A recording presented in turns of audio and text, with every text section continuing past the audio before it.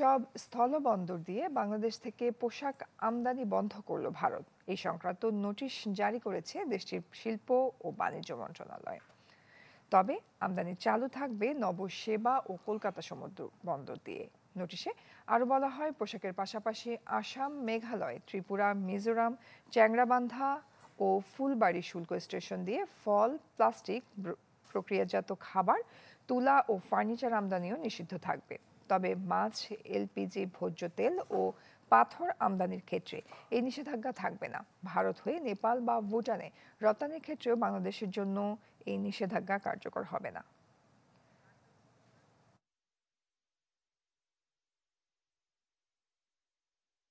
ভারতে অবৈধ বাংলাদেশে থাকলে যথাযথ নিয়মে ফেরত পাঠাতে চিঠি দেওয়া হয়েছে। সুন্দরবনে বাংলাদেশের তৃতীয় ভাসমান বিওপি উদ্বোধন শেষে স্বরাষ্ট্র উপদেষ্টা জানান, পুশিন নয়, অবৈধ ভারতীয়দের নিয়ম মেনে হস্তান্তর করা হবে। কৃষ্ণ সরকারের ক্যামেরায় হিরণ খানের রিপোর্ট। বাংলাদেশ ও ভারতের অভিন্ন বন হিসেবে দীর্ঘ সীমান্ত জুড়ে সুন্দরবনের অবস্থান। পৃথিবীর সর্ববৃহৎ এই প্রাকৃতিক ম্যানগ্রোভ বনের গহীনে জল সীমান্তের সার্বিক সুরক্ষা বরাবরই চ্যালেঞ্জিং। সীমান্ত সুরক্ষা, চোরাচালান দমন, মাদক পাচার রোধ, অবৈধ অনুপ্রবেশ, নারী ও শিশু পাচার প্রতিরোধ সহ যে কোনো আন্তঃসীমান্ত অপরাধ দমনে কার্যকর ভূমিকা রাখতে বয়সিংখালে নির্মাণ করা হলো ভাসমান বিওপির।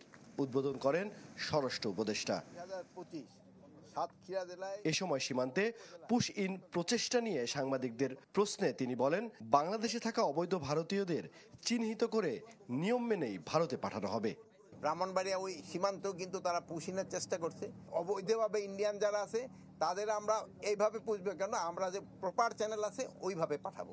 যেহেতু এইভাবে অবৈধভাবে পাঠানোটা কিন্তু আইনত সিদ্ধ নয়।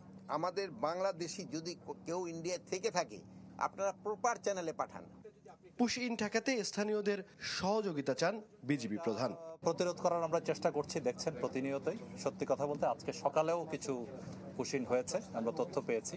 আমাদের বর্ডারটা এত বিস্তৃত, আসলে প্রতিটি জায়গা তো গার্ড করা সম্ভব না, এজন্যই আমরা জনগণের সাহায্য চেয়েছি।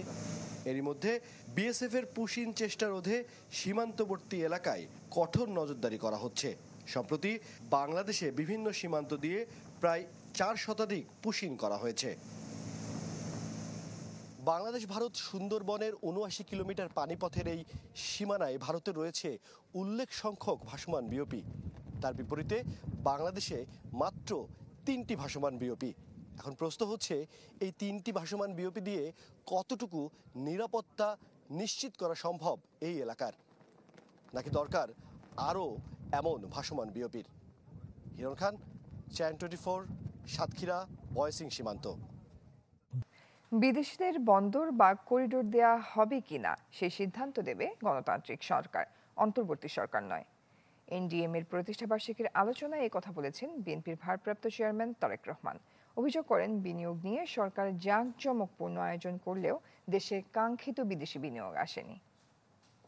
আহত হয়েছিলেন জুলাইয়ের গণ আন্দোলনের। দলের প্রতিষ্ঠাবার্ষিকী উপলক্ষে রাজধানীর একটি হোটেলে আলোচনা সভার আয়োজন করে জাতীয়তাবাদী গণতান্ত্রিক আন্দোলন এনডিএম। এতে লন্ডন থেকে ভার্চুয়ালি যুক্ত হন বিএনপির ভারপ্রাপ্ত চেয়ারম্যান। সবসময় থাকবে আপনাদের পাশে আমরা আছি। অনুষ্ঠানে তারেক রহমান বলেন, সরকার জাঁকজমকপূর্ণ আয়োজন করলেও কাঙ্ক্ষিত বিদেশি বিনিয়োগ আসেনি দেশে। সরকারকে আমরা দেখেছি ব্যাপক আয়োজনে বিনিয়োগ সম্মেলন করলেও কাঙ্ক্ষিত বিনিয়োগ কিন্তু আসেনি। দেশি কিংবা বিদেশি বিনিয়োগ পরিবেশের জন্য রাজনৈতিক স্থিতিশীলতা এবং স্থিতিশীল একটি সরকার অত্যন্ত গুরুত্বপূর্ণ। তিনি বলেন, কাউকে বন্দর বা করিডোর দেওয়ার এখতিয়ার কেবলমাত্র জনগণের ভোটে নির্বাচিত সরকারের। করিডোর কিংবা বন্দর দেওয়া না দেওয়ার সিদ্ধান্ত অন্তর্বর্তীকালীন সরকারের অবশ্যই কাজ নয়। এই সিদ্ধান্ত নেবে জনগণের ভোটে নির্বাচিত জাতীয় সংসদ বা জনগণের ভোটে নির্বাচিত সরকার। বিএনপির এই শীর্ষ নেতার অভিযোগ, তাদের দল নির্বাচনের রোডম্যাপ চাইলেও সেদিকে মনোযোগ দিচ্ছে না অন্তর্বর্তী সরকার, আর তাতে তৈরি হচ্ছে অস্থিরতা। তবে এই সরকার কোনোভাবেই জনগণের কাছে জবাবদিহিমূলক সরকার নয়। সুতরাং অন্তর্বর্তীকালীন সরকারের কাছে জনগণের ভোটে জনগণের কাছে জবাবদিহিমূলক সরকার প্রতিষ্ঠাই প্রথম এবং প্রধান অগ্রাধিকার হতে হবে। পরিস্থিতি ঘোলা না করে অচিরে নির্বাচনের তারিখ ঘোষণার আহ্বানও জানান বিএনপির ভারপ্রাপ্ত চেয়ারম্যান তারেক রহমান। নির্বাচিত জনগণের কাছে জবাবদিহিমূলক সরকার প্রতিষ্ঠা অত্যন্ত জরুরি। তানজিল আফসানা, চ্যানেল 24, ঢাকা। দুই ছাত্র উপদেষ্টা ও জাতীয় নিরাপত্তা উপদেষ্টার পদত্যাগের দাবি জানিয়েছেন বিএনপির স্থায়ী কমিটির সদস্য সালাউদ্দিন আহমেদ। খুলনায় তারুণ্যের রাজনৈতিক অধিকার প্রতিষ্ঠা সমাবেশে এই দাবি জানান তিনি। বলেন, অন্তর্বর্তী সরকারকে কিয়ামত পর্যন্ত সমর্থন দেবে না জনগণ। তুষার লস্করের ক্যামেরায় খুলনা থেকে শাহনাজ বাবলুর রিপোর্ট। 52, 69, 71, 90 কিংবা 24-এর অভূতপূর্ব অভ্যুত্থান, সময়ের দাবিতে রাজপথে সবসময় ফুঁসে উঠেছে তরুণ প্রজন্ম, দেখিয়েছে তারুণ্যের শক্তি কত দুর্বার। তাই তারুণ্যের উপরেই ভরসা রাখতে চায় বিএনপি। দেশ নিয়ে তারুণ্যের প্রত্যাশা চ্যালেঞ্জ বুঝতে দেশব্যাপী কর্মসূচি পালন করছে দলটি। দক্ষিণবঙ্গের 2 বিভাগের ছাত্র, যুব ও স্বেচ্ছাসেবক দলের যৌথ আয়োজনে তারুণ্যের সমাবেশে প্রচণ্ড গরম আর বৈরী আবহাওয়ার মধ্যেও ঢল নামে নেতাকর্মীদের। খুলনার সার্কিট হাউস ময়দান মুখরিত হয় তারুণ্যের স্লোগানে। দলটির তরুণ নেতারা বলছেন, বিএনপি দীর্ঘদিনের লড়াইকে ছোট করতে চায় একটি মহল। জানান, তারুণ্যের ভাবনাকে আমলে নিয়ে এমন একটি দেশ গড়তে চান যেখানে থাকবে না কোনো ভেদাভেদ। কোনোদিন যাদের নামে কোনো থানায় একটি চিঠি পর্যন্ত হয়নি, তারা আজকে আমাদের অনেক বড় বড় বয়ান দেয়। তারা তারুণ্যের নামে তারা আগামী বাংলাদেশের ষড়যন্ত্রের নেতৃত্ব দিচ্ছে। সরকার পতন হয়েছে, উপদেষ্টা হয়েছেন, জনগণের ভাষা বোঝার চেষ্টা করুন। সরকারের মধ্যে 2 উপদেষ্টা নতুন রাজনৈতিক দল এনসিপির বলে মন্তব্য করেন বিএনপি নেতা সালাউদ্দিন আহমেদ। এই 2 উপদেষ্টার পাশাপাশি জাতীয় নিরাপত্তা উপদেষ্টারও পদত্যাগ দাবি করেন তিনি। আহ্বান জানান এই ডিসেম্বরের মধ্যেই জাতীয় নির্বাচন আয়োজনের। যদি আপনি নিরপেক্ষতা বজায় রাখতে চান, তাহলে সেই এনসিপি মার্কা 2 জনকে পদত্যাগ করতে বলুন। একজন বিদেশি নাগরিকের কাছে এই দেশের সেনাবাহিনী নিরাপত্তা সংক্রান্ত রিপোর্ট প্রদান করবে কিভাবে ভাবলেন? আপনি সম্মানের সাথে বাংলাদেশে একটি অবাধ ও সুষ্ঠু নির্বাচন অনুষ্ঠানের আয়োজন করুন ডিসেম্বরের মধ্যে, যেই কথা আপনি আমাদেরকে দিয়েছিলেন। চট্টগ্রাম আর খুলনার পর আগামী 23 ও 24 মে বগুড়ায় হবে রংপুর ও রাজশাহী বিভাগের তারুণ্যের কর্মসূচি। 2017 সালের বেগম খালেদা জিয়ার ভিশন 2030 হালের 31 দফা সবকিছুতেই তরুণদের প্রাধান্য দিয়েছে বিএনপি। এরই ফলশ্রুতিতে বিএনপির তারুণ্যের সমাবেশ। কর্মসূচিতে অংশ নিয়ে বিএনপির 3 অঙ্গ সংগঠনের নেতাকর্মীরা বলছেন, মহান মুক্তিযুদ্ধ থেকে 24-এর গণঅভ্যুত্থান সবকিছুতেই তরুণরাই নেতৃত্ব দিয়েছে। তাই তো তরুণদের চিন্তাকে ধারণ করে আগামীর রাজনীতি তথা কর্মকাণ্ড পরিচালনা করতে হবে। শাহনাজ বাবলু, চ্যানেল 24, খুলনা। শিক্ষক থেকে শিক্ষার্থী, রিকশা চালক থেকে ডাক্তার, এখন আবার মেয়রের শপথ নেওয়ার দাবিতেও আন্দোলন চলছে ঢাকার রাজপথে। অচল অবস্থায় দক্ষিণ সিটির নগর ভবনের কার্যক্রম। 5 বছর আগের প্রশ্নবিদ্ধ নির্বাচনে ইশরাক হোসেনের মেয়রের দায়িত্ব নিতে চাওয়ার যৌক্তিকতা নিয়েও উঠেছে প্রশ্ন। নির্বাচন বিশ্লেষকরা বলছেন, দেশে যতটুকু আইন আছে তারও সঠিক প্রয়োগ নেই। তাতে জটিল হয়েছে পুরো বিষয়টি। আশরাফুল আলম আকাশের রিপোর্ট। 2020 সালের 1 ফেব্রুয়ারি ঢাকা দক্ষিণ সিটি নির্বাচন ছিল প্রশ্নবিদ্ধ। ভোট পড়ে 30%-ও কম। পরে ভোট কারচুপি ও অনিয়মের অভিযোগে ফলাফল প্রত্যাখ্যান করে বিএনপি। তবে জুলাই অভ্যুত্থানে ক্ষমতার পট পরিবর্তনে বদলে গেছে দৃশ্যপট। 5 বছর আগের মামলায় গেল 27 মার্চ আদালতের রায়ের পর 27 এপ্রিল বিএনপি নেতা ইশরাক হোসেনকে ঢাকা দক্ষিণ সিটি কর্পোরেশনের মেয়র ঘোষণা করে গ্যাজেট প্রকাশ করে নির্বাচন কমিশন। কিন্তু গ্যাজেট প্রকাশের 20 দিন পার হলেও ইশরাকের শপথের আয়োজন হয়নি। জানিয়ে ক্ষোভ প্রকাশ করে আন্দোলনে নেমেছেন তার সমর্থকেরা।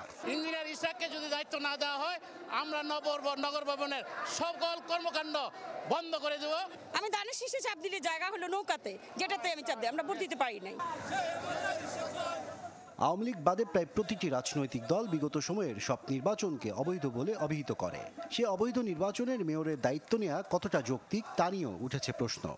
অবৈধ নির্বাচনকে বৈধতা আদালত দিয়েছেন বিচারিক প্রক্রিয়ার মাধ্যমে, সেটাকে মেনে নিতে হবে। সেটা যদি কেউ মানতে অস্বীকার করে, তাহলে ধরে নিতে হবে তারা আদালতকে অবমাননা করছে।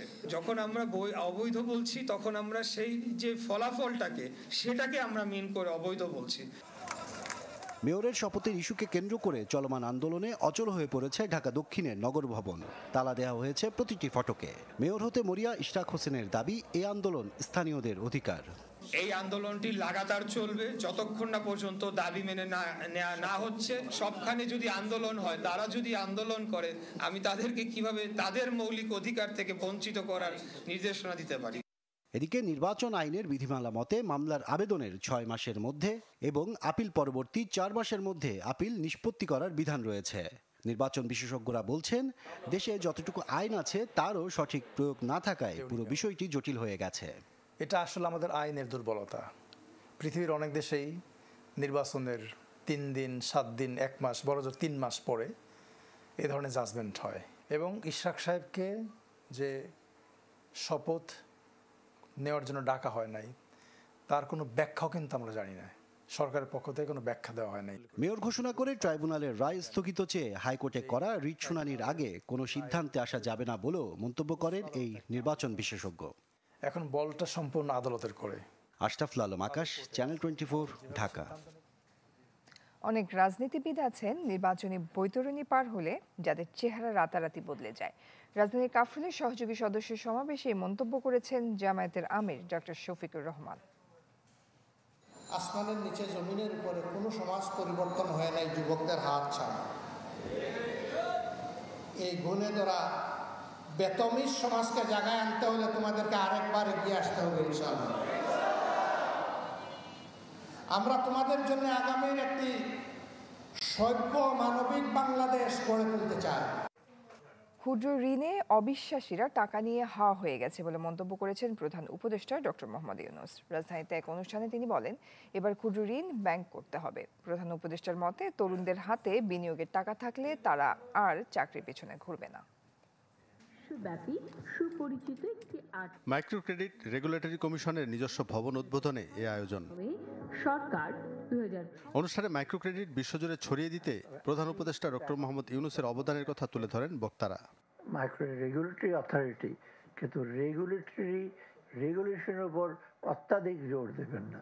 রেগুলেশন দরকার আছে, এটা ইউজার ফ্রেন্ডলি রেগুলেশন দরকার। এখন উপরে থেকে চাপিয়ে দিয়ে যদি আইন করি তো লোকজনের ডিফিকাল্ট হয়। আমরা micro finance CIB credit information bureau তৈরি করছি। বাংলাদেশ ব্যাংক এখানে সহায়তা দিচ্ছে। বাংলাদেশ ব্যাংকে একটা সিআইবি আছে। পরে প্রধান অতিথির বক্তব্যে ডক্টর মোহাম্মদ ইউনূস বলেন, যারা ক্ষুদ্র ঋণকে বিশ্বাস করত না তারাই আজ মূল ব্যাংকের টাকা নিয়ে হাওয়া হয়েছে। এটা মজার কথা হলো, ঠিক এমন সময় আমরা আলাপ করছি ভাগ্যের পরিহাস। যেমন জামানতওয়ালা ব্যাংক, যারা প্রকৃত ব্যাংক বিচার করতো, ভুল বলতো, তারা আজকে হাওয়া। প্রধান উপদেষ্টা বলেন, তরুণদের হাতে বিনিয়োগের টাকা থাকলে তারা চাকরির পেছনে ঘুরবে না। এই পুরো গ্রামীণ মাইক্রো ক্রেডিট গ্রামীণ ব্যাংক সৃষ্টি হওয়ার মূলে যেটা ছিল, এটার আইডিয়া যে মানুষ মাত্রই উদ্যোক্তা। এটি হলো অন্যান্য জিনিসের থেকে যে আমরা পৃথক করলাম। আগামী দিনে দেশের বেকারত্ব রোধেও ক্ষুদ্র ঋণ মুখ্য ভূমিকা পালন করবে বলে আশা প্রধান উপদেষ্টার। জুনায়েদ খান, চ্যানেল 24, ঢাকা। রূপপুর পারমাণবিক বিদ্যুৎ কেন্দ্র নির্মাণ প্রকল্পে ফুয়েল লোডিং এর কাজ হতে পারে আগস্ট নাগাদ। একথা বলেন বিজ্ঞান ও প্রযুক্তি মন্ত্রণালয়ের সিনিয়র সচিব মোহাম্মদ মোকাব্বির হোসেন। বলেন, ডামি ফুয়েল দিয়ে পরীক্ষা নিরীক্ষার কাজ শেষের দিকে। তবে বিশেষজ্ঞরা বলেন, অগাস্টের মধ্যে ফুয়েল লোড ও আইএইর অনুমোদন মেলা দুঃসাধ্য। শামিমা সুলতানার রিপোর্ট। দেশের একমাত্র পারমাণবিক বিদ্যুৎ কেন্দ্রের নির্মাণ কাজ প্রায় শেষের দিকে। করোনার ঝক্কি, সরকার পরিবর্তন, কর্মকর্তা কর্মচারীদের আন্দোলন সব সামলে এগিয়ে চলছে এই প্রকল্প। প্রথম ইউনিটের কাজ প্রায় শেষ পর্যায়ে। পরীক্ষা নিরীক্ষা চলছে ডামি ফুয়েল লোড করে। শেষ মুহূর্তের যন্ত্রাংশও বসছে একে একে। এসব কাজ নিয়মিত মূল্যায়ন, অনুমোদন ও তদারক করে আন্তর্জাতিক পরমাণু সংস্থা IAEA। তাদের সাম্প্রতিক মিশনের পর্যবেক্ষণ নিয়ে এখন কাজ চলছে। সামনে আছে আরও মিশন। তবে প্রথম ইউনিটের বিদ্যুৎ সঞ্চালন লাইন তৈরি এখনো শেষ হয়নি। কাজ চলছে গোপালগঞ্জের দিকে যাওয়া গ্রিডের। এই প্রকল্প বাস্তবায়ন হচ্ছে বিজ্ঞান ও প্রযুক্তি মন্ত্রণালয়ের অধীনে। সিনিয়র সচিব বলেন, আগস্টের মধ্যে লোড করা যাবে অরিজিনাল ফুয়েল। ওই লাইনের টেস্টিংটা হচ্ছে তাদের 4টা লাইন দরকার হয়, এটা 4th লাইন। ওই 4th লাইনটা হয়ে গেলেই টেস্টিংটা তখন হবে, এই লোকেশনটা। ডামি ফুয়েল লোড টোড হয়ে গেছে, এগুলো টেস্টিং চলছে। এই তারা এই যে গ্রিডটা যখন হবে তখন ওই অ্যাকচুয়াল ফুয়েলটা লোডিং হবে। যদিও বিশেষজ্ঞদের মতে পার হয়ে যেতে পারে নির্ধারিত সময়। আইএর সেফটি মিশন এটাকে ইন্সপেকশন করবে, তারা সময় নেবে এবং সেফগার্ডের বিষয় আছে। ফুয়েল লোড করার আগে সেফগার্ডের ক্লিয়ারেন্স লাগবে। তাহলে তিনটা খুব গুরুত্বপূর্ণ। একটা হলো রিয়েক্টর অপারেটর লাইসেন্স প্রদান করা, একটা হলো পাওয়ার পারচেজ এগ্রিমেন্ট কমপ্লিট করা, আরেকটা হলো ইমার্জেন্সি প্রিপেয়ারনেস রেসপন্স সেন্টারটা রেডি করা। আমি 3টা ক্রাইটেরিয়ার দিকে যদি বলি যে 3টা ক্রাইটেরিয়া একটা এখন পর্যন্ত হয় নাই, তাহলে তারা কীভাবে বলে যে তাড়াতাড়ি দ্রুত হবে। তবে সত্যিকার অর্থে কবে পারমাণবিক বিদ্যুতের সুফল পাওয়া যাবে সেই ভাবনায় সাধারণ মানুষ। শামিমা সুলতানা, চ্যানেল 24, ঢাকা। শক্তিশালী টর্নেডোর আঘাতে বিধ্বস্ত যুক্তরাষ্ট্রের 2 অঙ্গরাজ্য। এতে প্রাণ গেছে অন্তত 25 জনের, যাদের মধ্যে 18 জনের প্রাণহানি দেখেছে কেন্টাকি রাজ্য।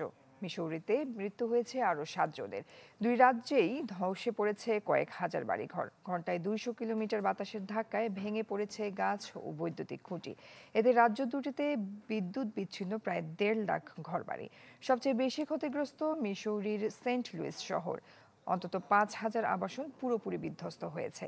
ঘরে ঘরে গিয়ে উদ্ধার অভিযান পরিচালনা করছে ফায়ার সার্ভিস। তাদের সংখ্যা ধ্বংসস্তূপের আড়ালে এখনো চাপা পড়ে আছেন অনেকেই, ফলে বাড়তে পারে মৃতের সংখ্যা।